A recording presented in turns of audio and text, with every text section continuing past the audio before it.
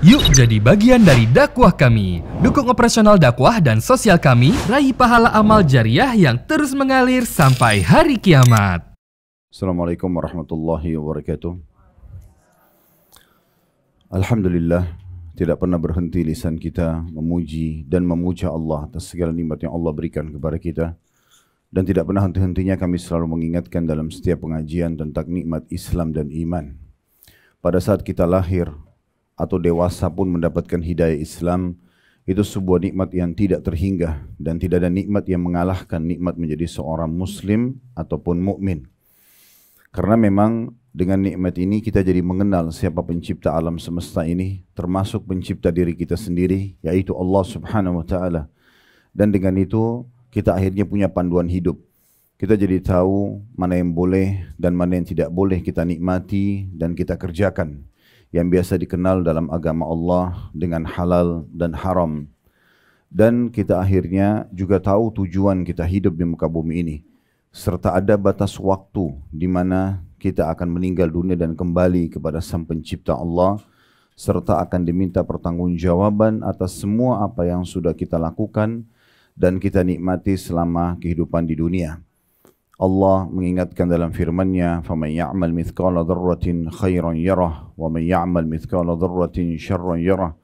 Siapa yang berbuat seperti biji sawi dari kebaikan, maka akan diperlihatkan untuknya dan akan dia terima balasannya.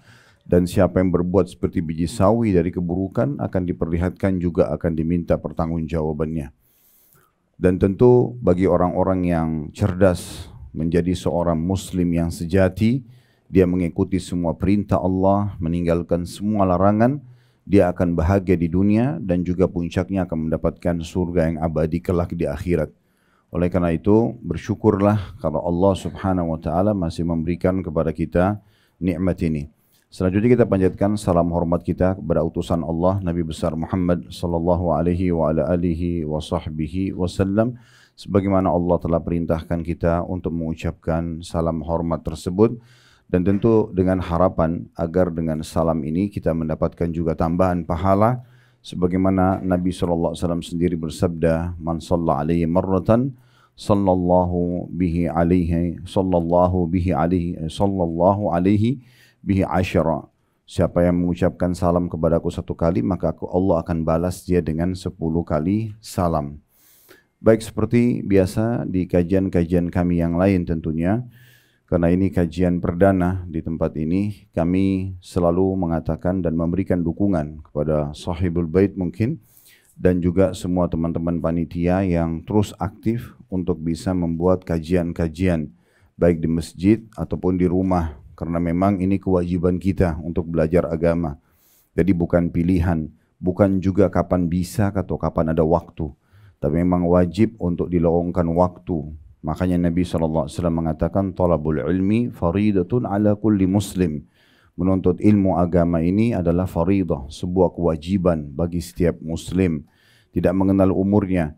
Dan tidak ada alasan nanti Bapak Ibu pada hari kiamat mengatakan, "Oh, saya belum tahu bagaimana sholat yang benar, bagaimana hukum-hukum dan tata cara zakat, puasa Ramadan, haji, dan apapun yang berhubungan dengan masalah hal-hal yang Allah halalkan sehingga dinikmati dan apa yang Allah haramkan sehingga dihindari."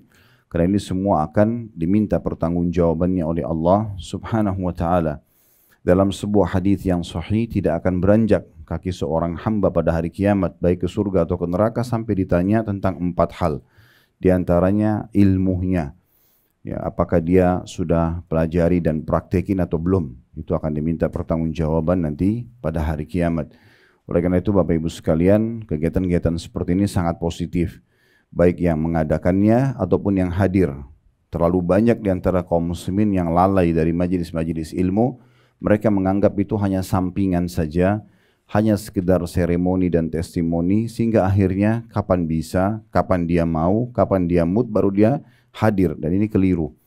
Majelis ilmu akan mendatangkan keimanan seseorang. Kita akan merasakan ada rasa dekat dengan Sang Pencipta Allah di dalam hati kita, dan kalau iman sudah ada bisa merubah semua keadaan seseorang, dari orang yang jahat menjadi baik, orang yang malas jadi rajin, orang yang pelit jadi dermawan, orang yang penakut jadi pemberani, itu karena keimanan.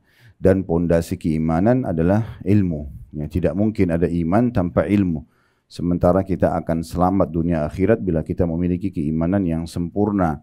Oleh karena itu majelis ilmu seperti ini penting sekali untuk selalu dihadiri dan juga diadakan. Dan ikhlaskan niat Bapak Ibu sekalian. Kalau tadi ada yang datang hanya karena ajakan temannya, hanya karena tidak enak sama panitia yang mengundang atau pemilik rumah, ataupun misalnya hanya sekedar mau tahu pengajiannya bagus atau tidak, semua ini tidak ada manfaatnya, tidak akan mendatangkan pahala. Niatkan ikhlas karena Allah Subhanahu wa taala. Kata Nabi SAW, Inna Allah la yakbalu amalan illa makana khalisan liwajhi. Allah tidak akan pernah menerima amalan kecuali yang ikhlas karenanya, betul-betul mengharapkan pahala. Para panitia, sahibul bait, tentu tanpa menggurui, ikhlaskan niat karena ingin mengumpulkan kaum muslimin belajar agama. Kaum muslimin yang hadir, murni datang, betul-betul bukan karena tidak enak atau karena undangan saja, tapi karena ingin belajar agama. Saya pun sama sebagai pemateri juga sama. Diniatkan betul-betul murni untuk belajar agama atau mengajarkan agama sehingga kita semuanya akan mendapatkan pahala di sisi Allah Subhanahu wa taala. Keberkahan ilmu akan dirasakan, kita jadi mudah faham, kita jadi mudah praktekin dengan keikhlasan. Kalau Bapak Ibu tidak ikhlas, sehebat apapun penyampaian yang disampaikan, sekeras apapun suara sehingga bisa terdengar dengan baik oleh kuping kita, sebagus apapun buku yang kita bedah, ya, senyaman apapun tempatnya, tidak akan ada berbekas kalau seseorang tidak ikhlas. Tapi kalau dia ikhlas, walaupun kadang-kadang kita cuma mendengarkan cuplikan ceramah 1 menit, tapi di saat kita ikhlas mendengarkannya, maka kita lebih mudah untuk mempraktekannya. Disitulah keberkahan ilmu. Ya. Ini poin penting mungkin untuk digarisbawahi dan selalu kejar keutamaan ilmu itu sendiri. Di antaranya hadis Nabi SAW yang sahih, siapa yang keluar dari rumahnya ikhlas ingin menuntut ilmu karena Allah, maka dicatatkan baginya pahala haji lengkap. Jadi hanya dengan duduk di majelis ilmu itu bisa mendapatkan pahala haji lengkap. Haji itu berapa biayanya, berapa jauh jarak yang bisa didapatkan dengan majelis ilmu. Dalam sebuah hadis yang lain, kata Nabi SAW, Allah itu memiliki malaikat-malaikat yang tugasnya khusus untuk mencari majelis-majelis zikir atau majelis ilmu. Kemudian kalau mereka temukan, mereka memanggil satu sama yang lain sambil mengatakan, kesinilah, ini target kalian. Lalu mereka pun menaungi para orang-orang di majelis ilmu dengan sayap-sayap mereka dari tempat itu sampai ke langit. Jadi mereka sangat banyak. Kemudian setelah itu mereka kembali kepada Allah, Allah pun bertanya kepada mereka, kalian dari mana? Mereka mengatakan, kami dari perkumpulan hamba-hambamu yang sedang mengingatmu. Maka kata Allah Subhanahu wa taala, apakah mereka pernah melihatku? Maka kata para malaikat, belum pernah. Kata Allah, bagaimana kalau mereka melihatku? Kata para malaikat, tentu mereka akan lebih memujimu, mereka akan lebih mentaatimu, lebih memuliakan dan mengagungkanmu. Lalu Allah Subhanahu wa taala mengatakan, apa yang mereka harapkan? Kata para malaikat, mereka berharap surgamu. Lalu kata Allah Subhanahu wa taala kepada para malaikat, dan Allah lebih tahu sebenarnya. Pertanyaan ini hanya Allah ya jadikan sebagai pertanyaan yang dilemparkan kepada malaikat bukan karena ketidaktahuan. Lalu kata Allah Subhanahu wa taala, apakah mereka sudah pernah lihat surga? Kata para malaikat, belum. Kata Allah Subhanahu wa taala, bagaimana kalau mereka sudah melihatnya? Maka kata para malaikat, mereka pasti akan lebih giat lagi mengejarnya. Lalu kemudian Allah Subhanahu wa taala mengatakan lagi, dari apa mereka berlindung? Kata para malaikat, mereka berlindung dari api neraka. Lalu kemudian mereka atau Allah Subhanahu wa taala mengatakan, apakah mereka sudah pernah melihat neraka? Kata para malaikat, belum. Kata Allah SWT, bagaimana kalau mereka melihat neraka? Kata para malaikat, mereka pasti akan lebih semangat lagi untuk menjauhinya dan lebih takut padanya. Lalu Allah SWT mengatakan, aku persaksikan kepada kalian bahwasanya aku telah mengampuni hamba-hambaku itu. Jadi ini juga pengampunan dosa orang hadir dalam majelis ilmu. Tapi semua ini Bapak Ibu tidak akan dapat kecuali kalau ikhlas karena Allah. Nggak bisa. Jadi kalau hanya seremoni, testimoni saja, nggak akan ada manfaatnya semuanya. Oleh karena itu kita ikhlaskan niat kita tentunya. Baik, metode yang kita gunakan adalah bedah buku. Dan ini memang yang sering kami lakukan. Kalau Bapak Ibu memiliki waktu bisa melihat di playlist YouTube kami di Khalid Basalma Official, itu lebih mendekati sekarang angka 50 buku yang sudah dibedah. Jadi memang karena pengalaman dulu saya lama jadi dosen, cuman saya berpikir kalau di kampus saya hanya mengajar 4 kelas maksimal. Satu kelas bisa 50 mahasiswa dan itu bedah buku. Jadi membahas buku tertentu. buku hadis, buku tafsir, buku akidah. Tapi permasalahannya hanya 200 mahasiswa itulah yang mengambil manfaat. Sayang sekali. Saya melihat banyak sekali umat yang belum mengetahui dan belum belajar. Bahkan tata cara sholatnya saja masih banyak yang salah, masih malas. Dan hukum-hukum agama yang lain, maka saya ambil keputusan waktu itu tinggalkan kampus dan akhirnya saya membina masjid dan juga majelis taklim untuk kemudian menggunakan metode kampus. Jadi ini metode kampus, ya. Seperti Bapak Ibu sekarang sedang kuliah, bedah buku dari awal sampai akhir, ya. Cuma bedanya kita sama pengajian-pengajian yang biasa kalau tidak bedah buku, itu hanya datang tematik, jelasin satu tema, pergi, mungkin jemaah sudah lupa, kemudian kembali lagi bulan depan, baru tema yang berbeda atau pekan depan. Ini semua efektif, tapi tidak seefektif kalau bedah buku seperti ini. Karena kalau kita sudah bedah misalnya bab pertama, kemudian kita misalnya berlanjut bulan depan atau pekan depan atau kapanpun Allah mudahkan, pada saat kita masuk ke bab yang kedua misalnya itu lanjutannya, kita akan bisa mengingat bahasan sebelumnya. Karena bukunya sedang kita bedah. Dan ini jauh lebih baik tentunya. Terlebih lagi buku-buku seperti ini Bapak Ibu sekalian, kita kalau beli sendiri jarang sekali mengkhatamnya, ya. Mungkin kalau kita sudah sering beli buku pun bisa dihitung jari buku yang kita baca dari awal sampai akhir. Nah, dengan bedah buku seperti ini kita betul-betul tuntas membahas dari awal sampai akhir. Dan ini insya Allah akan diupload di playlist YouTube kami. Bapak Ibu bisa ulangi lagi. Bisa diulangi, bisa dijadikan sebagai kurikulum anak-anak di rumah, kurikulum keluarga, sering kami sampaikan. Jadi sebenarnya Bapak Ibu bisa privat dengan kami walaupun tidak hadir di majelis seperti ini. 1 jam saja sebelum tidur, coba buka playlist YouTube kami, kemudian Anda akan temukan insya Allah banyak kajian kitab yang bisa dijadikan program harian. Hari Senin misalnya belajar akidah, hari Selasa belajar hadis, hari Rabu belajar fikih, itu semua ada kajian-kajian buku. Ada mendekati 50 buku sudah kami bedah, ya. Ini salah satunya, ini buku baru yang akan kita bedah. Jadi saya berharap nanti akan ada interaktif lebih banyak, walaupun dan interaksi walaupun mungkin tidak secara langsung bertemu saya, tapi juga bisa melalui layar, ya, yang bisa dimaksimalin insya Allah. Tadi ada saya kedatangan seorang teman dekat, dia telepon saya dan mau datang dari Jawa, kemudian dia mengatakan saya akan membawa anak saya Ustaz. Saya juga kaget gitu, saya pikir anaknya cuma sekedar mau datang salaman dibawa ketemu dengan saya gitu. Tapi ternyata dia ingin menyampaikan sebuah pesan. Jadi anaknya pada saat mulai pegang handphone, masih kecil mungkin anak itu, sekitar mungkin 5-6 tahun. Yang pada saat awal pertama mau pegang handphone, dia bilang kami khawatir, suami istri ini khawatir, kemudian akhirnya kami alihkan ke ceramah. Nah, dan kebetulan yang dia lihat itu adalah ceramah sirah nabawi, sejarah Nabi yang kami sudah bedah panjang lebar di YouTube tentunya, itu lebih dari 40 episode, ya. Itu bisa diikuti kalau sehari 1 kali saja berarti 40 hari untuk menyelesaikan, atau lebih dari 40 hari. Kalau sepekan sekali berarti butuh 40 minggu, ya, atau 40 pekan. Sebulan sekali maka butuh 40 bulan baru menyelesaikannya. Tapi anak ini mendengarkan hampir setiap malam dan dia ngulang-ulangi sampai dia menghafal sebagaimana saya sampaikan. Dia hafal nama-namanya, dia hafal nama tempatnya, dia hafal segala macam, dan dia pengen sekali ketemu. Hanya dipertemukan pada saat itu. Jadi Masya Allah, ini kalau bisa kita jadikan sebagai program keluarga itu sangat baik. Ya, jadi memang sudah saatnya sekarang kita berubah Bapak Ibu sekalian. Bagaimana kita menjadikan hiburan anak-anak itu ilmu. Ya, membiasakan mereka mendengar itu daripada mereka nonton karton yang tidak ada manfaatnya. Apalagi karton itu fiktif semuanya. Ya. Ini sering kami sampaikan, Tom and Jerry itu hanya mengajarin berantem, ya, pukul-pukulan dan tidak ada manfaatnya. Coba tanya diri Anda sendiri, manfaatnya apa pada saat dilihatkan kepada anak-anak? Tidak ada, kecuali tikus sama kucing yang berantem terus dan tidak pernah selesai-selesai dari awal sampai akhir. Kalau Bapak Ibu putarin anak-anak kecil, 1 kali cuplikan saja misalnya setengah jam atau 20 menit, pastikan setelah itu mereka akan berantem, ya. Mereka akan rusak barang-barang di rumah karena itu yang diajarkan. Pesannya kan itu. Nah, itu tidak ada manfaatnya sama sekali, ya. Dan terlalu banyak kartun-kartun dari orang non-muslim yang tidak ada manfaatnya. Tapi sayangnya kebanyakan orang tua hanya ingin menenangkan anaknya. Yang penting anaknya tenang, dia juga sibuk aktivitas, maka anaknya dibiarkan. Ini salah sekali. Kenapa nggak dialihkan ke ceramah, tidak dialihkan ke tilawah? Apa yang menghambat kita untuk membuat mereka belajar agama? Bukankah para ulama dari kecil mereka sudah hafal Quran? Imam Syafi'i itu hafal di umur 9 tahun, ya Imam Ahmad hafal juga di umur 10 tahun. Al-Quran ini jadikan sebagai bahan mereka.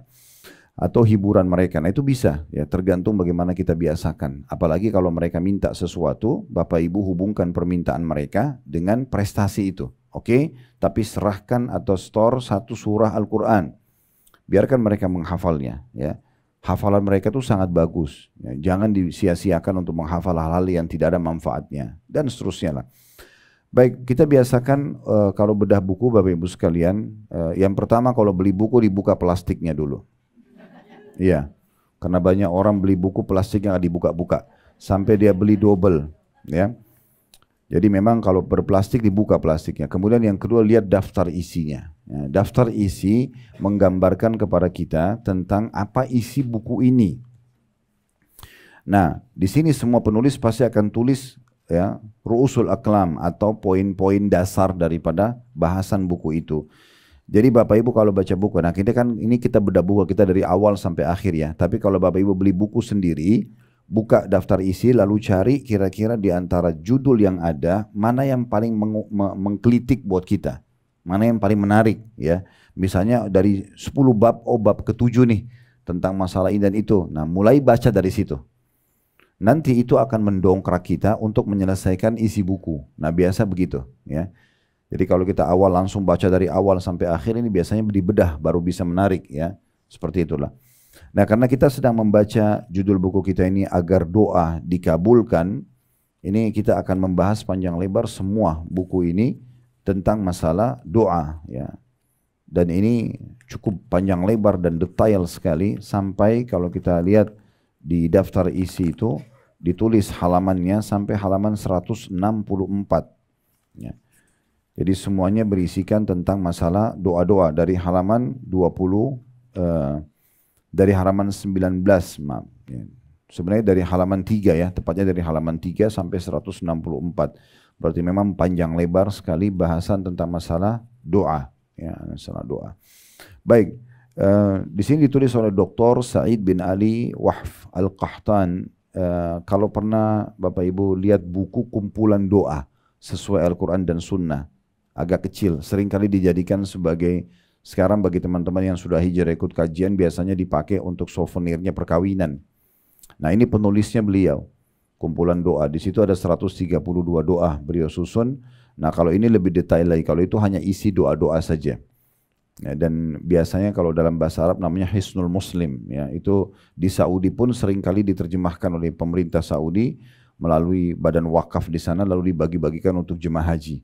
Jadi kalau jemaah haji jemaah umroh biasanya dapat hadiah buku-buku terjemahan, itu diantaranya buku beliau. Nah ini penulisnya. Dan di sini dikatakan setelah agar doa dikabulkan, sebab-sebab terkabul dan tertolaknya doa berdasarkan Al-Quran dan Sunnah.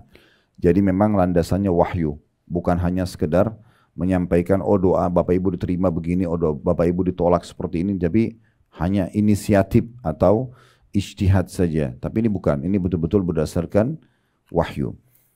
Sekilas tentang masalah judul asalnya, itu ada di sebelum daftar isi ya. Syurutud du'a wa mawani'ul ijabah fi dhawil kitab was sunnah. Itu judul aslinya. Baik, di sini ada daftar isi dari halaman 3, definisi dan macam-macam doa. Akan kita bahas nanti insyaAllah setelah pendahuluan. Kemudian pembahasan pertamanya definisi doa itu sendiri. Dan ini tradisi para ulama, mereka memang selalu menyebutkan definisi ya. Seperti sholat, apa itu sholat didefinisikan dulu, puasa itu apa didefinisikan dulu, supaya ada batasannya. Jadi sholat itu sederhana, misalnya di gerakan-gerakan khusus dan bacaan khusus dimulai dengan takbiratul ihram, diakhiri dengan salam, misalnya itu didefinisikan begitu. Kemudian ada pembahasan kedua, macam-macam doa, terdiri dari doa ibadah, doa permohonan, dan perbedaan antara istighatsah dan doa. Kemudian ada pasal kedua, masalah keutamaan berdoa. Kemudian pasal ketiga, syarat-syarat terkabulnya doa dan hal-hal yang menghalangi terkabulnya. Di sini terbagi pembahasan pertamanya syarat-syarat terkabulkan doa, ada ikhlas, mengikuti Rasulullah SAW, percaya dan yakin akan dikabulkan Allah, menghadirkan hati sewaktu berdoa dan khusyuk, kemudian adanya keinginan yang kuat atau tekad dan kesungguhan dalam berdoa. Pembahasan kedua, beberapa penghalang bagi terkabulnya doa. Yang pertama, leluasa bersenang-senang dengan yang haram, ya. Tergesa-gesa dan meninggalkan doa, kemudian melakukan maksiat dan perbuatan haram, meninggalkan kewajiban yang diwajibkan oleh Allah, berdoa dengan doa yang mengandung dosa atau pemutusan hubungan silaturahim. Kemudian selanjutnya yang poin keenam, sebagai hikmah Allah di mana seseorang diberikan yang lebih baik yang diminta dari yang diminta. Ada pasal keempatnya, adab-adab berdoa dan tempat-tempat dan waktu-waktu yang dikabulkannya doa. Pembahasan pertama tentang adab-adab berdoa. Situ ada poin-poinnya panjang lebar tentang masalah memulai dan mengakhiri doa dengan Alhamdulillah dan bersalawat kepada Nabi SAW. Berdoa di kala senang dan susah. Tidak berdoa meminta keburukan menimpa keluarga, harta, anak dan diri sendiri. Merendahkan suara ketika berdoa antara terdengar dan berbisik. Merendahkan dan menghinakan diri kepada Allah ketika berdoa, memelas atau merengek kepada Allah dalam berdoa, bertawassul kepada Allah dengan tawassul yang disyariatkan, mengakui dosa dan mensyukuri nikmat saat berdoa, tidak memaksakan diri mempergunakan kata-kata yang bersajak dalam doa, mengulangi doa sampai 3 kali, menghadap kiblat, mengangkat tangan ketika berdoa, berwudu sebelum berdoa bila memungkinkan, menangis ketika berdoa karena takut kepada Allah Subhanahu wa taala, memperlihatkan kebutuhan kepada Allah dan mengadu kepadanya, memulai doa untuk diri sendiri apabila doa tersebut untuk orang lain, tidak berlebihan atau melampaui batas dalam doa, taubat dan mengembalikan hak orang yang diambil secara zalim, berdoa untuk kedua orang tua serta diri sendiri, mendoakan dirinya beserta orang-orang mukmin dan mukminah, tidak berdoa kecuali kepada Allah Subhanahu wa taala saja. Pembahasan kedua ada waktu, keadaan dan momen terkabulkan doa. Malam Lailatul Qadar, setelah sholat wajib, di penghujung malam, antara azan dan iqamah, saat mendengarkan panggilan untuk sholat wajib, saat iqamah dikumandangkan, di saat hujan turun dan di bawah siraman air hujan, saat perang di jalan Allah berkecamuk, suatu waktu dari bagian malam, satu waktu dari hari Jumat, ketika minum air zam-zam dengan niat yang baik, di saat sujud, ketika terbangun di malam hari dan berdoa dengan doa yang diajarkan Rasulullah SAW, berdoa dengan doanya Zannun atau Nabi Yunus alaihissalam, berdoa saat ditimpa bencana, mendoakan orang sesaat setelah meninggal dunia, ketika membaca doa istiftah berikut, ketika membaca doa istiftah yang berikut ini, maksudnya ada penyebutan tentang beberapa doa-doa istiftah atau iftitah. Kemudian ketika membaca surah Al-Fatihah dengan tadabbur dalam solat, ketika mengangkat kepala dari ruku, saat mengucapkan amin dalam solat apabila bersamaan dengan ucapan amin para malaikat, saat mengucapkan doa setelah ruku, setelah ucapan salawat kepada Nabi SAW pada tasyahud akhir. Ini semua waktu dan tempat-tempat mustajab ya. Sebelum salam dalam solat ketika mengucapkan titik-titik nanti ada bahasannya. Begitu pula ketika berdoa dengan doa berikut. Ada doa-doa yang diajarkan oleh beliau.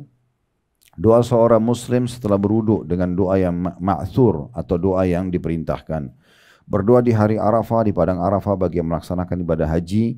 Berdoa setelah tergelincir matahari sebelum waktu duhur. Kemudian berdoa di bulan Ramadan saat kaum muslimin berkumpul dalam majelis zikir, ketika mendengar ayam berkokok, ketika menghadap kepada Allah dengan pasrah dan keikhlasan yang murni, doa di hari ke-10 dari bulan Zulhijjah. Pembahasan ketiganya tentang tempat-tempat terkabulkan doa ketika melempar jumrah sughra dan wusta di hari-hari tasyrik, ini di musim haji, berdoa di dalam Ka'bah atau di dalam Hijr Ismail, berdoa di Bukit Safa dan Marwah bagi orang yang umrah dan haji, berdoa di Masy'aril Haram pada hari penyembelihan kurban ya, di Mina, doa orang yang melaksanakan ibadah haji di padang Arafah pada hari wukuf. Kemudian ada pasal kelima tentang jenis-jenis doanya para nabi-nabi dan rasul. Ada doa Nabi Adam, Nabi Nuh, Nabi Ibrahim, Nabi Ayub, Nabi Yunus, Nabi Zakaria, Nabi Yaqub, Nabi Yusuf, Nabi Musa, Nabi Muhammad alaihimus salatu wassalam. Begitu juga dengan doa para sahabat beliau. Doa Rasulullah untuk Anas bin Malik, doa Rasulullah untuk ibunya Abi Hurairah agar masuk Islam, doa Nabi SAW untuk Urwa bin Abu Al-Ja'ad Al-Bariqi, doa Nabi SAW agar kebinasaan menimpa sebagian musuh-musuhnya dan terbukti terkabul, doa Rasulullah SAW agar keburukan menimpa Suraqah bin Malik, doa Rasulullah SAW saat perang Badar, perang Ahzab dan perang Hunain. Pasal ke-6-nya, orang-orang yang doanya mustajab atau dikabulkan, seorang muslim yang berdoa untuk saudaranya sama muslim yang lain, yang jauh darinya, atau tidak satu lokasi, itu akan diijabah. Doa orang yang dizalimi, Doa yang baik dari orang tua untuk anaknya. Kemudian doa keburukan dari orang tua untuk anaknya. Doa seorang musafir, doa orang yang berpuasa sepanjang hari, termasuk juga doa pada saat dia berbuka. Doa seorang pemimpin yang adil, itu akan diijabah. Doa anak yang saleh. Doa orang yang terbangun dari tidur apabila berdoa dengan doa yang ma'thur atau doa diajarkan oleh Nabi SAW. Nanti akan dipelajari ya. Ada yang kalau Bapak Ibu ucapkan pada saat bangun tidur langsung diijabah doa setelah itu. Kemudian doa orang yang dalam keadaan darurat atau kesulitan. Doa orang yang tidur di malam hari dalam keadaan suci dan berzikir kepada Allah. Nah ini berarti akan diijabah doanya kalau dalam keadaan berwudu ya. Kemudian doa orang yang berdoa dengan doanya Zannun atau doa Nabi Yunus. Doa orang yang tertimpa suatu musibah jika berdoa dengan doa-doa yang ma'thur atau diperintahkan. Doa orang yang berdoa dengan nama Allah yang agung, doa seorang anak yang penuh bakti kepada kedua orang tuanya, doa orang yang sedang melaksanakan ibadah haji, doa orang yang berumrah, doa orang yang berperang di jalan Allah, doa orang yang banyak berzikir, doa orang yang dicintai dan diridhoi oleh Allah. Terakhir pasal ketujuh, itu adalah pentingnya doa dan kedudukannya dalam kehidupan. Pembahasan pertama besarnya kebutuhan hamba kepada Rabb-nya. Yang kedua perkara-perkara terpenting yang harus diminta seorang hamba kepada Rabb-nya. Seperti mohon petunjuk kepada Allah, mohon pengampunan kepada Allah, mohon surga kepada Allah dan berlindung kepadanya dari api neraka, mohon ampunan dan keselamatan dunia akhirat, mohon kepada Allah keteguhan di atas din atau agama dan akibat yang baik pada setiap urusan. Memohon kepada Allah kenikmatan yang langgeng dan perlindungan dari hilangnya kenikmatan tersebut. Dan yang terakhir berlindung kepada Allah dari cobaan yang berat, kesengsaraan yang dalam, ketetapan takdir yang jelek, dan dari kesenangan musuh-musuh. Nah dari daftar isi yang tadi kita baca secara cepat ini, Bapak Ibu nanti bisa melihat, oh kayaknya di poin sekian ini saya lebih tertarik. Bisa dibaca di rumah nanti. Ya. Kira-kira mana yang paling kita penasaran, mulai baca di situ. Nanti insya Allah tetap akan kita bedah satu persatu. Ya. Baik, tentu di situ ada pendahuluan yang ditulis oleh penulis, kita akan lewati, kita akan masuk ke pasal pertamanya. Itu di halaman 3. Itu di halaman 3. Ya, namun sebelum kita masuk di sini Bapak Ibu sekalian, saya perlu menyampaikan dulu beberapa poin penting sebagai pembukaan. Yang pertama, doa itu adalah komunikasi dengan Allah Subhanahu wa taala. Itu namanya doa. Komunikasi, konsultasi, curhat, itu semua makna daripada doa, supaya mudah difahami saja. Ya. Dan memang curhat itu hanya kepada Allah. Kalau sama manusia, itu batasannya cuma konsultasi. Bapak Ibu lagi sakit, kalau saya sama seorang dokter, saya sakit kepala dok sudah 2 hari, obatnya apa? Nah, gitu. Nanti dokternya akan bicara, bertanya, dan juga butuh respon dari Bapak Ibu sekalian sesuai dengan bahan konsultasi saja. Gitu kan. Jadi tidak perlu curhat sama dokter. Misalnya dok saya mau cerita dulu ya, dari minggu lalu saya nggak apa-apa kok sebenarnya. Kemudian panjang lebar cerita ternyata cuma sakit kepala. Gitu kan. Nah, ini tidak diperlukan. Ya, tapi kalau curhat memang sama Allah Subhanahu wa taala. Justru kita hadapi masalah sekecil sampai sebesar apapun, Bapak Ibu wudu, menghadap kiblat, sholat. Ya, kemudian tuangkan semua yang kita inginkan dalam doa kita. Keluh kesah semuanya. Dan Allah Subhanahu wa taala menginginkan kita berdoa dari hal yang kecil sampai hal yang besar. Perhatikan sabda Nabi SAW, mintalah segala sesuatu kepada Tuhan kalian, termasuk tali sendal kalian yang putus. Ini harus dilatih nih dari awal. Kenapa? Karena banyak orang, Bapak Ibu sekalian, mau berdoa kalau masalahnya sudah berat. Misalnya sudah sakit nih, dokter sudah angkat tangan, gak bisa sembuh, baru sholat tahajud. Jadi berdoa itu terakhir. Ini keliru. Islam sudah mengajarkan kepada kita sebelum aktivitas berdoa. Perhatikan sebelum makan berdoa, sebelum minum, sebelum keluar rumah, sebelum pakai baju, sebelum masuk kamar mandi, sebelum interaksi biologis, sebelumnya disuruh berdoa agar kita diberkahi dan dimudahi oleh Allah Subhanahu wa taala. Ini yang dimaksudkan, atau dimudahkan urusannya oleh Allah Subhanahu wa taala. Jadi fahami dulu poin ini Bapak Ibu sekalian. Karena banyak orang mungkin dia berpikir begini, untuk apa saya berdoa? Saya tidak tahu harus doa apa. Badannya sehat, hartanya lagi melimpah, ya tidak ada masalah rumah tangganya, tidak ada masalah dengan orang-orang. Keliru ini. Justru meminta kepada Allah Subhanahu wa taala agar dipertahankan nikmat itu jauh lebih afdal dibandingkan kalau lagi ada masalah minta solusi. Saya ulangi lagi. Yang lebih besar pahalanya, Bapak Ibu sekalian, adalah kalau kita minta kepada Allah agar nikmat yang sedang kita rasakan, kita lagi enak makan, lagi enak minum, badannya lagi sehat, hartanya lagi melimpah, hidupnya lagi bahagia, nggak ada masalah apapun. Justru itu puncak doa. Kita minta agar itu dipertahankan supaya jangan berubah. Itu lebih afdal dibandingkan nanti sudah sakit minta kesembuhan. Lagi ada masalah sama orang minta diselamatkan. Ini yang dinomor dua kan yang kedua ini. Yang pertama itu lebih afdal. Makanya kata Nabi SAW, kenalilah Tuhan kalian di saat kalian sedang sulit, di saat kalian sedang lapang, maka dia akan kenali kalian di saat kalian sedang sulit. Jadi kalau ditanya, mau nggak diijabah doanya Bapak Ibu lagi perlu sekali, lagi terdesak, lagi terlilit utang, lagi sakit, lagi ada masalah, dikena fitnah dan segala macam, maka jawabannya adalah berdoa di saat lapang. Jadi justru di saat sehat, di saat kita lagi melimpah nikmat, di situ berdoa terus. Ya Allah, pertahankan nikmat ini, pertahankan kesehatan ini, limpahkan, berkahi dan segala macam. Ya, makanya kita habis makan, habis minum, habis interaksi biologis yang halal, kita selalu disuruh bersyukur. Alhamdulillah. Supaya itu bertahan. Ya, jadi jangan pernah berpikir saya berdoa itu hanya kalau ada masalah. Tidak, keliru. Justru berdoa itu puncaknya di saat kita sedang tidak ada masalah. Minta agar nikmat itu dipertahankan. Jadi tidak ada alasan untuk tidak berdoa. Ya, tidak ada alasan untuk tidak berdoa. Ini poin penting dulu untuk kita fahami. Ya, makanya dikatakan baginda Nabi SAW itu kalau ada masalah apapun beliau langsung sholat. Artinya berdoa. Langsung berdoa. Jadi yang pertama adalah dia menyampaikan curhatnya kepada Allah Subhanahu Wa Taala dan beliau tidak berhenti berdoa sampai beliau melihat hasilnya. Terus berdoa. Itu penting sekali. Jangan pernah putus asa dalam berdoa. Mungkin Bapak Ibu tinggal sekali lagi berdoa, sudah diijabah. Ya. Tapi banyak orang tidak lama, dia berhenti. Ya. Makanya kata Nabi SAW dalam sebuah hadis, yustajabu li ahadikum malam ya'jal. Pasti diijabah doa seseorang di antara kalian selama dia tidak tergesa-gesa. Maka ada sahabat bertanya, wa kaifal istijal? Bagaimana sebenarnya cirinya orang tergesa-gesa itu ya Rasulullah? Kata Nabi SAW, yaqulu da'autu wa lam yustajabu li fatarakat doa. Dia bilang saya sudah berdoa, belum lihat hasilnya, lalu dia tinggalkan doa.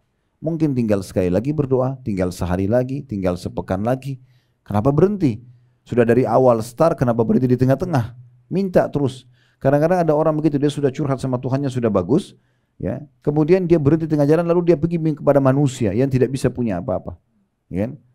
Yakinilah Bapak Ibu sekalian, kalau Anda datang kepada orang yang Anda cintai pun, misalnya kedua orang tua kita ceritakan masalah kita, sebenarnya kita sedang bebankan kepada mereka. Dan itu berbahaya, bisa saja masuk ke bab durhaka nantinya kalau mereka terbebani, mereka nggak bisa tidur, ini kan jadi masalah. Kalau yang kita ceritakan orang yang kita cintai, kita bebankan pada mereka. Kalau kita doa, ceritakan masalah kita kepada manusia yang tidak mencintai kita atau ada masalah dengan kita, walaupun dia sekarang terlihat teman, setiap saat dia bisa jadikan sebagai senjata untuk menyerang kita. Jadi curhat hanya kepada Allah Subhanahu Wa Taala. Ya, makin banyak, makin sering tidak diketahui masalah kita oleh manusia, maka makin bagus.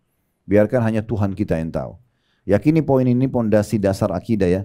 Kalau kita sedang mendapatkan nikmat, yang ciptakan kita Allah, yang ciptakan nikmat itu Allah, yang bisa pertahankan hanya Allah.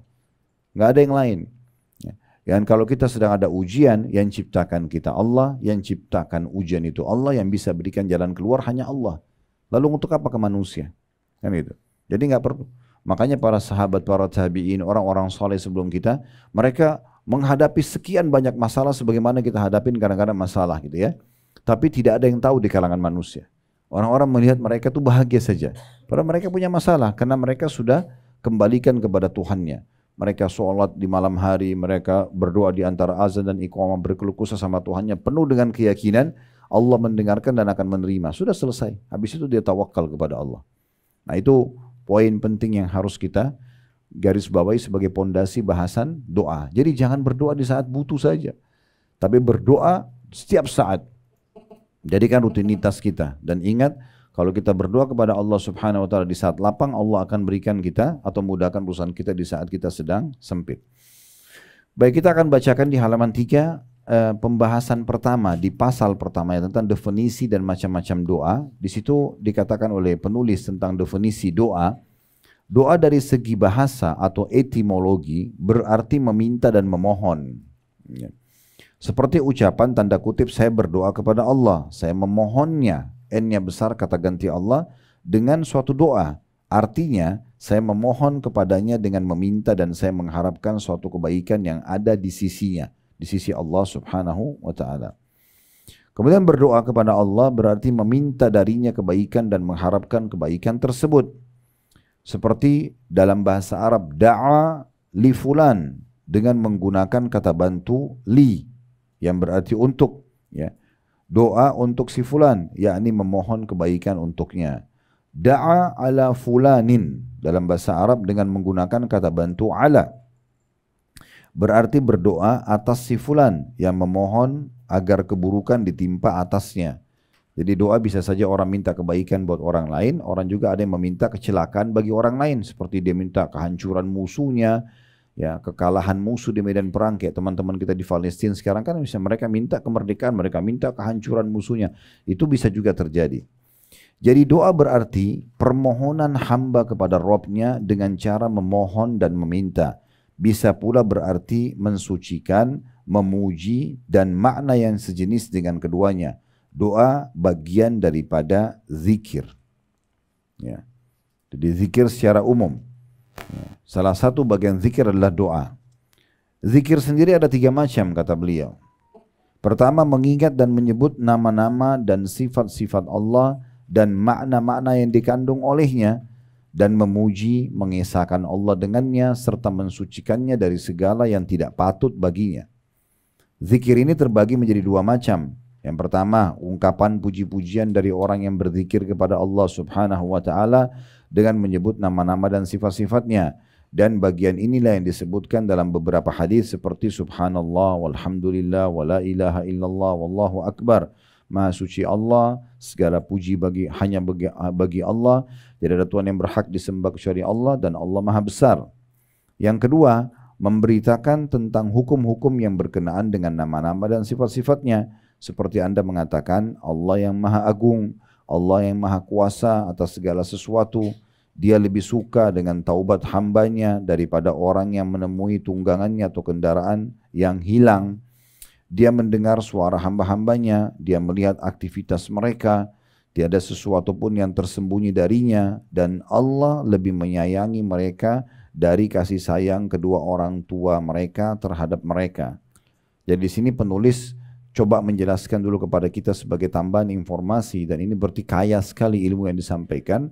Kalau doa bagian daripada zikir. Nah, dia tidak cukup sampai di situ, dia ingin menjelaskan tambahan informasi tentang zikir itu sendiri.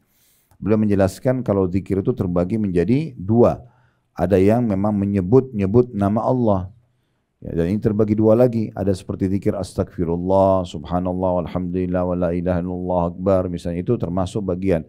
Ada juga kalau Bapak Ibu menyebutkan misalnya Allah Maha Besar, Allah Maha Agung, Allah itu melihat hamba-hambanya. Kita kalau ngomong begitu kepada orang lain itu kita juga sedang berzikir. Kita juga sedang berzikir karena kita sedang mengingatkan orang lain agar kembali ke Tuhannya. Maka itu juga masuk dalam makna zikrullah, ya. Jadi zikir itu bukan hanya sekedar mengucapkan memuji nama-nama Allah dengan lisan kita saja, tapi mengajak orang lain pun dan mengingatkan, masuk dalamnya zikir. Makanya ulama sepakat mengatakan majlis ilmu adalah majlis zikir, ya. Seperti kita sekarang menyebutkan seperti ini, maka ini bagian daripada zikrullah. Bagian kedua dari zikir adalah mengingat dan menyebut perintah Allah, larangannya, halal dan haram, dan segala hukum yang ditetapkannya, dengan bersikap melakukan perintahnya dan meninggalkan larangannya, mengharamkan apa yang diharamkannya dan menghalalkan apa yang dihalalkannya. Zikir seperti ini juga ada 2 macam. Jadi di sini maksudnya majelis ilmu lebih tepatnya, ya, mengingatkan tentang halal haram. Zikir seperti ini ada 2. Yang pertama mengingat Allah dengan memberitakan bahwasanya Dia memerintahkan perkara ini, melarang dari perkara ini, Dia menyukai ini, membenci perkara ini, dan ridho dalam masalah ini. Yang kedua mengingat Allah atau berzikir berkaitan dengan perintahnya, maka langsung melaksanakan perintah tersebut, dan berkaitan dengan larangannya, maka segera menjauhinya dan menghindarinya. Jadi di sini beliau ingin menyampaikan tentang masalah zikir itu ada 3 macam, ya. Kalau yang pertama intinya adalah penyebutan dengan lisan, ya. Baik itu kita mengatakan subhanallah, alhamdulillah, wa la ilaha illallah, Allahu akbar, atau kita mengatakan Allah maha besar, Allah sangat penyayang terhadap hamba-hambanya. Misalnya ibu dalam doa dan bapak sekalian bilang, ya Allah, zat yang telah menciptakan alam semesta ini, zat yang mengizinkan aku mengangkat tangan ini, mengucapkan doa-doa ini, itu juga zikir namanya. Ya, itu juga zikir. Bagian kedua adalah mengingat Allah dengan larangan dan juga segala hukum yang ditetapkan, sehingga kita mengingat bahwasanya Allah memerintahkan ini, Allah melarang itu, baik untuk diri kita atau kita sampaikan kepada orang lain, ya. Kemudian juga langsung mempraktekkan ya apa yang diperintahkan. Misalnya Bapak Ibu menjadi sini begini, dengar satu perintah langsung dipraktikin, atau misalnya ada yang dilarang langsung Ibu berhenti dan Bapak sekalian berhenti dari itu namanya zikir juga. Bagian ketiga, mengingat dan menyebut anugerah, nikmat dan kebaikan Allah. Ini termasuk zikir yang paling agung. Zikir yang disebutkan di atas berjumlah 5 macam, ya. Di sini maksudnya adalah zikir juga bisa terbagi menjadi 3 macam. Di sini yang dimaksud yang di poin ketiga adalah bagaimana seseorang hamba mengingat dan mengenang kebaikan Allah, seperti kita jadi lahir di muka bumi ini, atau Bapak Ibu melihat memperbesarkan nikmat Allah. Seperti misalnya orang punya rumah ini, maka Bapak Ibu pemilik rumah coba merenungi kembali bagaimana posisi rumah ini, berada di mana dibandingkan dengan orang-orang yang tidak memiliki di wilayah yang sama, mungkin ukurannya, mungkin setiap jengkal dari rumah ini, semua nikmat itu dibesarkan. Satu piring makanan pun itu bisa kita berzikir kepada Allah dengan pahala yang sangat besar, dengan merenungi bagaimana kita bisa menyuapkan makanan itu ke mulut kita, bagaimana lidah kita masih bisa membedakan rasa pedas, asam dan segala macam. Itu termasuk zikrullah semua, termasuk adalah zikrullah, ya. Kemudian beliau mengatakan zikir juga bisa terbagi menjadi 3 macam, yaitu zikir dengan menggunakan hati dan lidah, dan ini merupakan tingkat zikir yang paling tinggi. Jadi Bapak Ibu berzikir dalam hati, berzikir juga dengan lidah. Misalnya kita bilang subhanallah dengan lisan, tapi hati kita merenungi makna subhanallah itu. Kita bilang alhamdulillah, hati kita merenungi tentang nikmat Allah, syukur itu, maka itu yang paling afdal zikir. Yang kedua, zikir dengan menggunakan hati saja, dan ini merupakan tingkat kedua. Orang mengingat dalam hati tapi lisannya tidak bilang subhanallah, gitu ya. Kemudian yang ketiga, zikir dengan menggunakan lisan, ya. Zikir ini menduduki tingkat ketiga. Misalnya Bapak Ibu habis sholat, subhanallah, subhanallah, alhamdulillah, misalnya Allah Akbar, tapi itu cuma lisan, hatinya nggak ikut. Itu juga tetap dapat pahala. Tapi ini level terendah dari zikir. Yang tertinggi hati sama lisan. Yang kedua cuma hati saja, yang ketiga hanya lisan saja. Jadi definisi zikir adalah melepaskan diri dari sifat lalai dan lupa kepada Allah. Yang dimaksud dengan lalai ialah meninggalkan sesuatu dengan usaha manusia itu sendiri. Sedangkan lupa ialah meninggalkan sesuatu tanpa usaha dari manusia itu sendiri. Jadi maksudnya di sini beliau ingin titik beratkan poin bahwasanya dari semua kesimpulan itu berarti zikir itu definisinya ini. Ya, kalau yang mau tandain di garis bawahi tadi sudah ada definisi doa di depan, ini sekarang definisi zikir. Ya, adalah di situ dikatakan definisi zikir adalah melepaskan diri dari sifat lalai dan lupa kepada Allah. Itulah zikir. Melepaskan diri ya dari sifat lalai dan lupa kepada Allah. Ini saking kita bukan di kelas kampus ya. Kalau kelas kampus saya sedikit lebih tegas ya. Biasanya saya bilang, ini akan keluar di ujian ya. Nah, biasanya mahasiswanya cepat-cepat tuh stabilo langsung ya. Nah, ini akan keluar di ujian karena definisi itu penting ya. Tapi karena kita nggak ada ujiannya, jadi Bapak Ibu saya bilang garis bawahi, ini definisinya. Karena supaya kita tahu oh apa itu doa, apa itu zikir ya. Dari semua panjang lebar yang dijelaskan tadi oleh beliau ingin sampaikan sebuah poin penting definisinya. Berarti orang yang berzikir adalah orang yang melepaskan diri dari sifat lalai dan lupa kepada Allah. Jadi di saat kita selalu mengingat Allah berarti kita dianggap berzikir walaupun lisan kita tidak mengucapkannya. Baik, selanjutnya zikir mempunyai 3 tingkatan. Yang pertama zikir zahir, yaitu pujian kepada Allah Subhanahu wa taala. Nampak, terdengar seperti orang bilang subhanallah, alhamdulillah, wa la ilaha illallah, Allah Akbar tadi. Atau zikir yang mengandung doa seperti dalam firman Allah Subhanahu wa taala dalam surah Al-A'raf ayat 23. Surah Al-A'raf ayat 23. Yang bunyinya qala rabbana zalamna anfusana wa in lam takfir lana wa tarhamna lanakunanna minal khasirin. Ini potongan ayat dari surah Al-A'raf ayat 23. Keduanya berkata, ya Rabb kami telah menganiaya diri kami sendiri. Jika engkau tidak mengampuni kami dan memberikan rahmat kepada kami, niscaya pastilah kami termasuk orang-orang yang merugi. Ya, ini doa Nabi Adam alaihissalam dengan istrinya Hawa, ya, pada saat mereka melanggar perintah Allah subhanahu wa ta'ala. Juga seperti orang membaca ya Hayyu ya Qayyum birahmatika astaghith. Wahai Tuhan yang maha hidup dan Tuhan yang maha mengurusi makhluknya, dengan rahmat-Mu lah aku mohon atau memohon diselamatkan. Atau berzikir dalam kurung mengingat dan menyebut dengan memohon perlindungan Allah seperti ungkapan Allah bersertaku, Allah melihatku, Allah menyaksikanku, dan yang semisalnya yang bertujuan membantu agar kehadiran Allah lebih dapat terasakan. Begitu pula untuk kepentingan memelihara hati, menjaga tata krama di hadapan Allah, menghindari kealpaan diri, juga memohon perlindungan kepada Allah dari syaitan dan kejahatan manusia. Ya. Jadi kalau kita simpulkan sebenarnya di poin ini tentang masalah zikir yang zahir, berarti Bapak Ibu selalu melantunkan zikir dengan suara. Apakah lagi sendiri atau di depan orang. Kayak misalnya kita lagi sendiri di mobil, ibu-ibu lagi masak atau lagi belanja, bapak-bapak lagi di kantor, lagi tidak ada kegiatan, lalu tangannya terus berzikir subhanallah, alhamdulillah. Itu yang dimaksud di sini secara zahir. Terus aja berzikir. Nanti kalau lagi ngomong sama orang, baru dia ngomong yang lain ya. Tapi kalau tidak diam maka selalu berzikir. Nah itu yang dimaksud dengan zikir yang zahir. Dan zikir-zikir yang diajarkan oleh Nabi SAW menghimpun ketiga macam zikir ini. Yaitu memuji Allah, berisi doa dan permohonan, serta menghadirkannya sehingga mencakup perlindungan yang sempurna, kebeningan hati, menghindari kealpaan diri dan berlindung dari godaan syaitan. Ini bisa terjadi setiap saat ya Bapak Ibu sekalian. Misalnya contoh, Bapak Ibu lihat ada orang di depan mata kita lagi jalan, lagi mendapatkan nikmat. Kendaraannya bagus, bajunya bagus, penampilannya rapi. Itu yang bisa jadikan bahan doa. Langsung kita mengatakan, ya Allah berkahilah buat dia dan berikan aku lebih baik dari dia. Jadi doa. Ya, jadi kelebihan orang pun kita bisa jadikan doa. Apa saja. Bapak Ibu bisa jadikan doa keburukan orang. Ada orang lumpuh, cacat.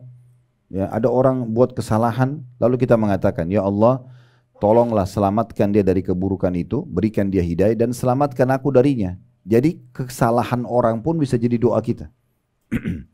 Kita bisa memanen pahala yang sangat besar dengan doa kalau melihat seseorang melakukan perbuatan yang sangat luar biasa ya dalam amal-amal soleh. Seperti contoh, kalau Bapak Ibu melihat ada satu masjid besar sekali, bagus. Sayang sekali kalau Bapak Ibu masuk masjid tersebut cuma bilang, bagus ya masjidnya. Cuma sebatas itu. Dapat apa? Nggak dapat apa-apa. Cuma pujian saja. Kenapa Bapak Ibu tidak berdoa? Sambil niat dalam hati mengatakan, ya Allah, berkahilah dan terimalah orang yang membangun masjid ini. Dan kalau seandainya engkau memberikan aku kesempatan seperti dia, aku akan lakukan yang sama. Ini bisa berbalik.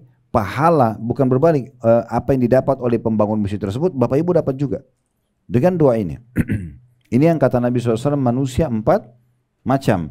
Yang pertama yang paling baik yang Allah kasih ilmu dan harta. Dia udah pintar agama, dia kaya raya, lalu dia habiskan keduanya di jalan Allah. Ini orang yang terbaik. Ya, misalnya dia uang yang dia miliki dari sumber halal, lalu dia bangun masjid, rumah anak yatim, dia sedekah, dia silaturahim keluarga, pokoknya hartanya semua dipakai di jalan Allah kebaikan dengan ilmu dia. Ini orang yang terbaik. Makanya Bapak Ibu jadikan bagian daripada doanya, ya Allah, jadikanlah aku hambamu yang engkau karuniai ilmu dan harta. Ini yang baik-baik. Dan menghabiskan, jangan lupa, ditambah dan menghabiskannya di jalanmu. Ya, maksudnya kita menggunakan ilmu tersebut dan harta tersebut di jalan Allah. Ini orang yang terbaik. Yang kedua ini jadi saksi bahasan kita adalah orang yang Allah kasih ilmu saja, tapi gak dikasih harta. Dia pintar, dia tahu bangun masjid itu pahalanya besar, ya, dia tahu kalau silaturahim keluarga atau infak untuk keluarga itu pahalanya besar misalnya, tapi dia gak punya harta. Cuman kata Nabi SAW, dia dengan ikhlas dari hatinya berkata, dia sambil melihat golongan pertama tadi yang Allah kasih ilmu dan harta, dia bilang, ya Allah, kalau seandainya engkau mengaruniakan aku seperti engkau karuniakan golongan pertama tadi, yang bangun masjid, rumah anak yatim, tapi dia tidak bisa lakukan karena tidak punya harta. Kalau engkau berikan aku kesempatan seperti dia, aku akan lakukan yang sama. Kata Nabi SAW, dengan niat dan doa yang baiknya ini, fahuma fi ajri sawa, maka mereka sama pahalanya. Jadi kalau lewat di sebuah masjid, rumah anak yatim, apa sajalah, orang lagi pergi haji, orang lagi pergi umroh, jangan cuma bilang, oh iya ya, itu enggak ada manfaatnya, oh bagus ya, atau hanya puji orang, enggak. Bagaimana kita langsung tunggangi kebaikan itu agar kita berdoa juga kepada Allah, supaya Allah berikan kita seperti yang sama. Jadi dengan niat dan doa yang baik itu, walaupun kita belum sempat lakukan, kita akan diberikan pahalanya. Nah gitu ya. Oleh karena itu kebaikan orang lain, ya, kelebihan orang lain kita bisa berdoa untuk kita diberikan yang sama. Amal soleh mereka juga kita bisa dapatkan dengan kita berdoa. Dan keburukan orang lain kita bisa berlindung dari Allah SWT atau kepada Allah dari keburukan tersebut. Nah ini bagian-bagian daripada zikir yang zahir, yang nampak. Doa yang nampak. Yang kedua, ada zikir khafi atau samar-samar, yaitu zikir yang menggunakan hati semata, agar terhindar dari sifat lalai dan lupa yang merupakan penghalang antara Rabb dan hati manusia. Keharusan hati untuk menghadirkan Allah menjadikannya seolah-olah melihat Allah. Ya. Jadi dimaksud sini adalah zikir khafi atau samar-samar, zikir yang menggunakan hati saja atau hati semata. Ya. Jadi hati ini memang Bapak Ibu sekalian usahakan tidak diisi dengan hal-hal yang sifatnya duniawi. Duniawi itu hanya sebatas di mata dan pikiran, sebatas di pikiran kita saja. Misalnya makanan, pakaian, kendaraan itu tidak boleh masuk dalam hati. Jangan dimasukin dalam hati. Ya. Dalam hati itu hanya hal-hal yang berhubungan dengan apa yang Allah perintahkan kepada kita. Misalnya kita berharap masuk ke dalam surga. Ya. Kalaupun hati kita senang, senang karena kita mendapatkan nikmat Allah. Kalau kita sedih, sedih karena kehilangan nikmat Allah itu. Jadi jangan dimasukkan urusan dunia. Dunia ini kecil, ya. Nggak dapat makanan kesukaan, nggak dapat baju, nggak dapat kerjaan, itu dunia. Biasakan aja, ya. Makanya dikatakan oleh Sa'id bin Musayyib rahimahullah, seorang ulama tabi'in, aku telah bertemu dengan generasi, maksudnya para sahabat, yang mereka sama sekali tidak pernah terpengaruh atau merasa sedih dengan kehilangannya seluruh dunia yang mereka miliki. Mau kehilangan harta, mau kehilangan apa, tidak peduli, mereka nggak ada masalah. Seperti tidak terjadi apa-apa.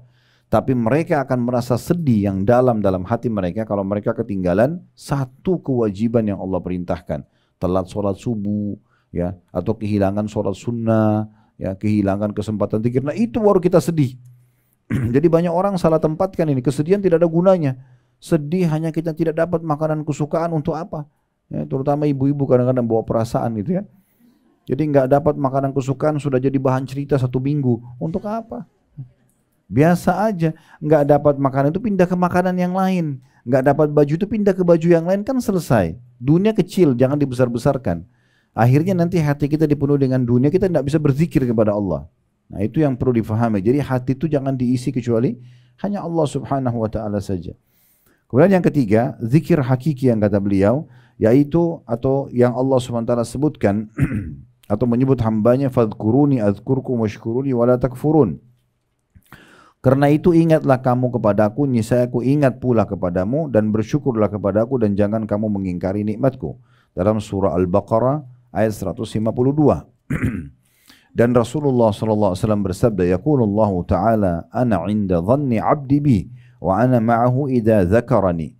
Fa in zakarani fi nafsi zakartu fi nafsi, wa in zakarani fi mala'in zakartu fi mala'in khairi minhum, wa in taqarraba ilayya shibran bi shibrin taqarrabtu ilaihi dhira'an. Saya ulangi, wa in taqarraba ilayya bi shibrin taqarrabtu ilaihi dhira'an, wa in taqarraba ilayya dhira'an taqarrabtu ilaihi ba'an, wa in atani yamshi ataituhu harwala. Allah Ta'ala berfirman, aku bertindak berdasarkan sangkaan hambaku kepadaku. Ini tolong digaris bawahi dulu ya. Jadi Bapak Ibu kalau mau hidup tentram, maka Allah akan berikan kita sesuai dengan prasangka kita pada Allah. Jadi kayak misalnya kita sakit nih, oh kayaknya Allah tidak akan sembuhkan saya. Itu prasangka. Maka Allah kasih seperti itu, tidak sembuh-sembuh. Tapi kalau prasangkanya, Allah cuma uji saya sebentar, Allah akan sembuhkan, saya akan berdoa, saya akan sedekah supaya Allah sembuhkan. Allah kasih seperti dengan itu. Itu sesuai dengan prasangka. Jadi nggak boleh. Seburuk apapun sesuatu depan mata kita, tetap bersangka baik kepada Allah. Karena Allah itu lebih faham kenapa Allah datangkan ujian itu kepada kita.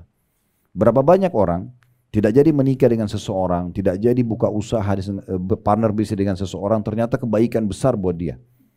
Berapa banyak? Dia tidak tahu, Allah lebih tahu. Tapi Allah selamatkan dia. Cuma memang kata kuncinya, Bapak Ibu selalu memang hubungkan dengan Allah. Misalnya kita baru mau buka usaha, baru mau menikah, baru mau ini, dan minta tolong kepada Allah. Ya Allah berkahi, ya Allah mudahkan. Kalau Allah tidak kasih, sangka baik sama Allah, berarti itu yang terbaik. Di situ kita akan tenang. Ada satu orang dosen, saya berbagi dulu, di Ummul Qura, namanya Dr. Muhammad. Beliau menceritakan di salah satu kisah berhubungan dengan masalah sahabat dekatnya. Sahabat dekatnya ini orang soleh, laki-laki, melamar seorang wanita di Mekah terjadi dan sudah ditentukan tanggalnya. Nah ternyata 2 bulan sebelum kejadian pernikahan tersebut dibatalkan oleh si pihak perempuan tanpa sebab. Orang tua perempuan pun didatangi oleh si laki-laki ini, ditanya kenapa, mereka juga tidak tahu. Pokoknya perempuan ini hanya minta satu saja, batalkan pernikahan.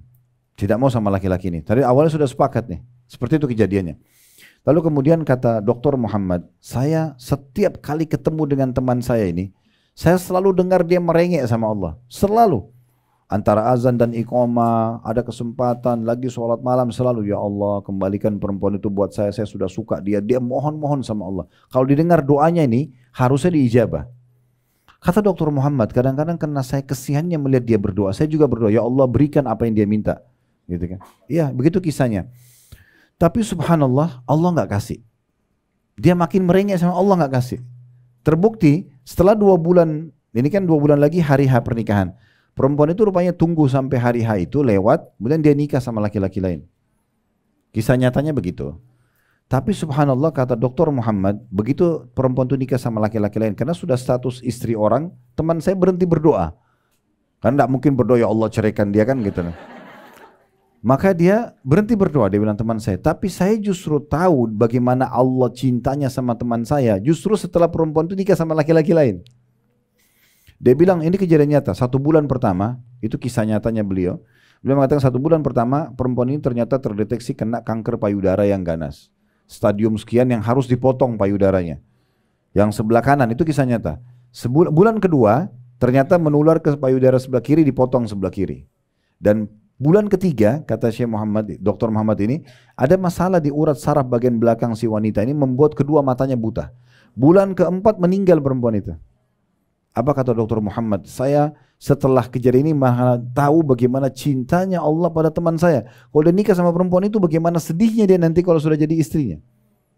Ini kisah nyata. Dan ada sekian ribu kisah berhubungan dengan masalah ini. Oleh karena itu jangan pernah sangka buruk dengan Allah. Sangka baik saja. Kalau kita mau makan ini nggak jadi, kalau kita mau minum itu nggak jadi, mau nikah, mau kerja sekarang nggak jadi, ya sudah. Ya Allah, berarti ini yang terbaik yang kau berikan. Berikan aku gantinya. Selesai, ikhtiar aja yang lain. Nggak usah bersedih-sedih berlama-lama di situ, nggak usah, dunia sebentar. Kan gitu. Nah itu yang sebenarnya pesannya. Jadi kita sesuai dengan sangka kepada Allah SWT. Lalu selanjutnya kata Nabi SAW, selanjutnya Allah mengatakan, dan aku besertanya bersama dengan hamba apabila dia mengingatku. Kalau Bapak Ibu selalu berzikir, baik itu secara zahir tadi, dengan lisan, ya yang terbaik tadi adalah lisan sama hati, atau dengan hati saja atau dengan lisan saja, maka aku ya akan selalu mengingat. Apabila ia mengingatku, aku akan berserta bersama. Aku akan bersertanya apabila ia mengingatku. Apabila ia mengingatku dalam dirinya sendirian, aku akan mengingatnya dalam diriku juga.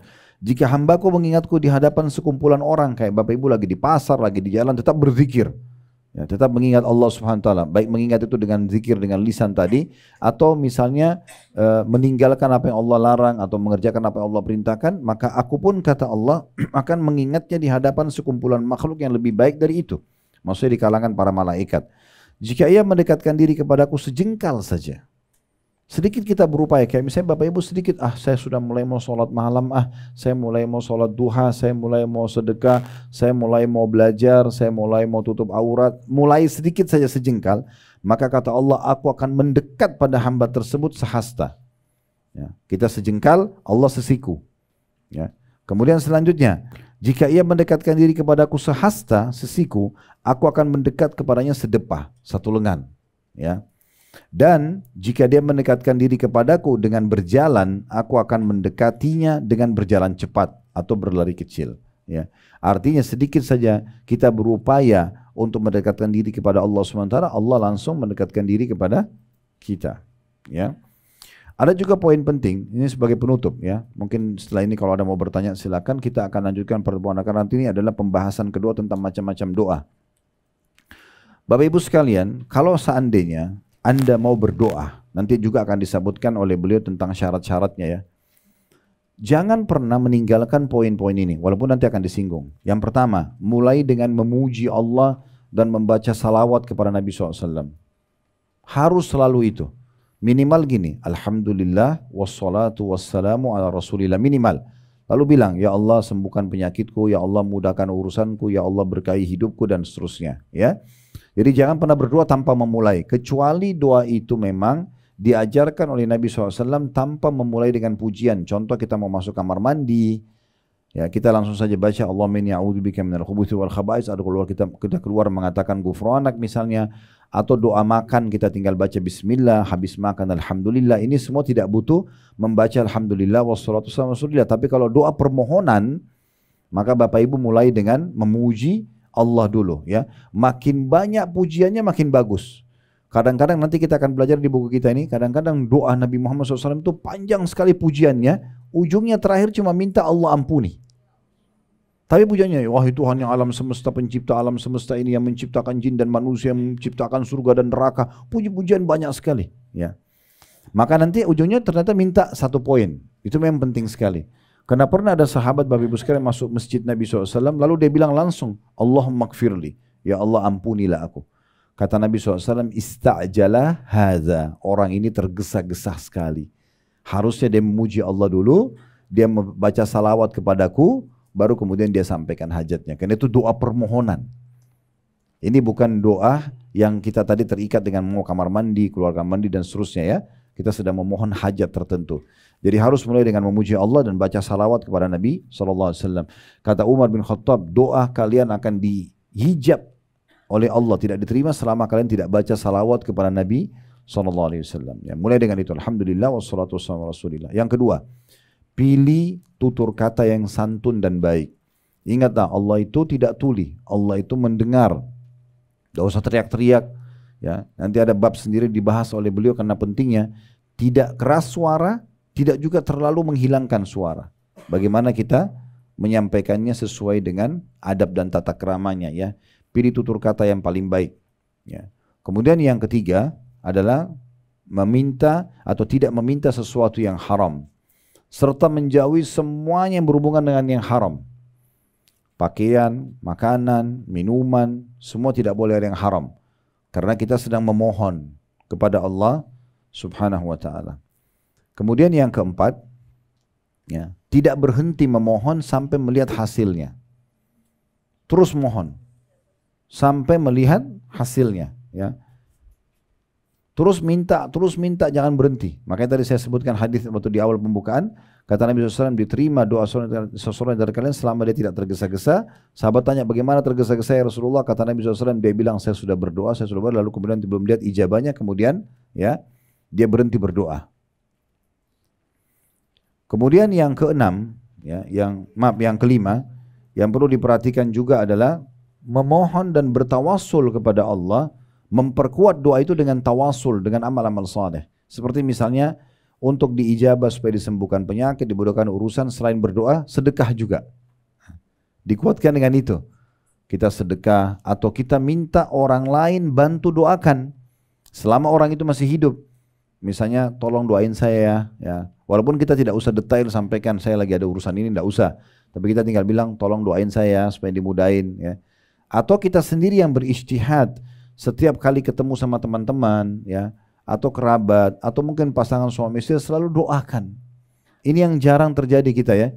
Jadi kenapa seorang suami tidak selalu mendoakan istrinya, semoga Allah berikan kamu hidayah, semoga Allah jaga kamu, semoga Allah sehatkan. Misal dalam sehari bisa saja kita ucapinkan doa itu. Atau seorang istri selalu mengatakan semoga Allah selalu jaga di luar dari mara bahaya dan segala macam. Kenapa tidak doakan? Kenapa enggak doakan anak-anak dengan hal-hal yang baik gitu ya?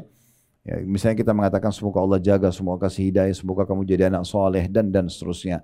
Begitu juga teman dengan teman ya. Kalau ketemu gini di majelis ilmu, pada saat sebelum berpisah mungkin ya semoga selalu sehat selalu ya, semoga selalu sukses selalu. Kenapa nggak dibahasakan doa ya semuanya? Jadi kita bisa tawasul dengan amal soleh, diantaranya dengan bersedekah dan juga minta orang lain doakan. Ini termasuk yang penting.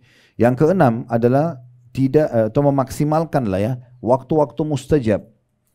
Nah, seperti contoh yang sering luput dari kita tuh antara azan dan iqamah Bapak Ibu sekalian. Itu waktunya pendek sekali. Makanya kalau mau sholat, apalagi kalau sholatnya di masjid, itu usahakan datang sebelum azan ya.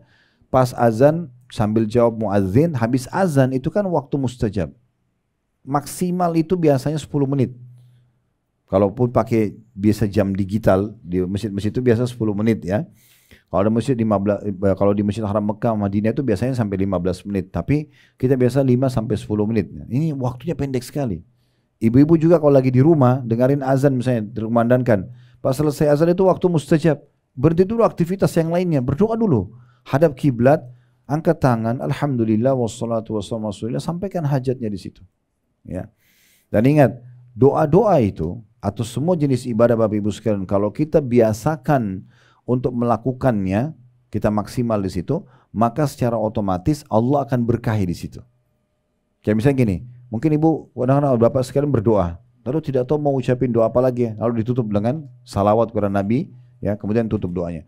Tapi kalau kita rutinkan, seminggu sering berdoa, sebulan sering berdoa, nanti muncul dari lisan kita doa kita tidak pernah terfikir sebelumnya.